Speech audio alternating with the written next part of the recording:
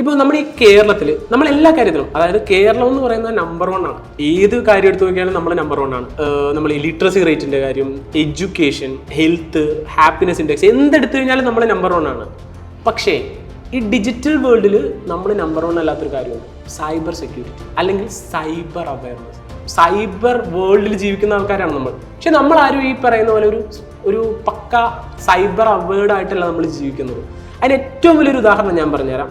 നമ്മുടെ അക്കാഡമിയുടെ വാതിക്കെ കൂടെ ഒരു ഏജ് പറഞ്ഞു കഴിഞ്ഞാൽ ഒരു ലേറ്റ് 20s, എന്നാലും ഒരു യൂത്ത് എന്ന് പറയാം അല്ലെ, യൂത്ത്, ആ ഒരു ഏജിലുള്ള ഒരു ലേഡി നടന്നു പോയപ്പോഴത്തേക്കും പേര് വായിച്ചു, ഹാക്കർ അക്കാഡമി.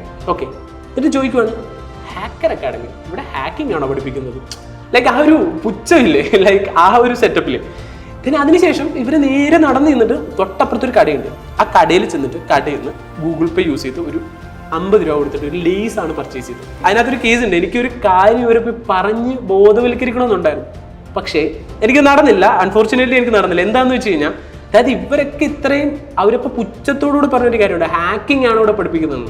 അതായത് ഒരു ഹാക്കർ അല്ലെങ്കിൽ ഒരു എത്തിക്കൽ ഹാക്കർ ഈ പറയുന്ന പോലെ 24/7 കിടന്ന്, അല്ലെങ്കിൽ ഒരു ഗ്രൂപ്പ് ഓഫ് എത്തിക്കൽ ഹാക്കിംഗ് അല്ലെങ്കിൽ ഒരു സെക്യൂരിറ്റി ടീം ഇതിന്റെ ബിഹൈൻഡിൽ കിടന്ന് വർക്ക് ചെയ്യുന്നതുകൊണ്ടാണ് 50 രൂപയ്ക്ക് 50 രൂപ അവരുടെ അക്കൗണ്ടിൽ കിടക്കുന്നത്. ശരിയല്ലേ? അതെ. ആക്ച്വലി നമ്മളിപ്പോൾ ഈ അക്കാദമിയുടെ കേസ് തന്നെ പറഞ്ഞായിരുന്നു. അപ്പോൾ ഈ അക്കാദമിയിൽ കോഴ്സസ് പഠിക്കാൻ വരുന്ന സ്റ്റുഡൻസിന് അവരുടെ പേരൻസ് തന്നെയാണ് ബ്ലോക്ക് ചെയ്യുന്നത്. കുറേ സിറ്റുവേഷൻസ് ഞാൻ കണ്ടിട്ടുണ്ട്. കാരണം ഒരു ഹാക്കർ അക്കാദമി അല്ലെങ്കിൽ അവിടെ പഠിപ്പിക്കുന്നത് ഹാക്കിംഗ് ആണെന്നൊക്കെ പറയുന്ന സമയത്ത് അവരുടെ ചിന്ത പോകുന്നത് നെഗറ്റീവിലോട്ടാണ് പോകുന്നത്. കാരണം നിങ്ങൾ ഹാക്ക് ചെയ്യാനാണോ പോകുന്നത്, ബാങ്ക് കൊള്ളടിക്കാനാണോ പോകുന്നത്, അങ്ങനത്തെ ഒരു ഇതിലോട്ടാണ് പോകുന്നത്. ആക്ച്വലി അതിന് ഏറ്റവും വലിയ എക്സാമ്പിളാണ് ഞങ്ങൾ കണ്ടിട്ടുള്ളത്. കാരണം പേരൻസിനെ ഒന്ന് കൺവിൻസ് ചെയ്യാനായിട്ട് ഒരുപാട് സ്ട്രഗിൾ ചെയ്തിട്ടുണ്ട് ഞങ്ങൾ. അതായത് നമ്മൾ ഈ എത്തിക്കൽ ഹാക്കിംഗ് ഒക്കെ പഠിച്ച്, ഇപ്പോൾ സൈബർ സെക്യൂരിറ്റി ഒക്കെ പഠിച്ച് നമ്മളൊരു ജോബ് റിലേറ്റഡ് ആയിട്ട് നോക്കുന്ന സമയത്ത് ഇപ്പോൾ ഒരു ഡോക്ടർക്ക് ഇപ്പോൾ എത്ര സാലറി കിട്ടും? ഏകദേശം ഒരു 1 lakh above വരും.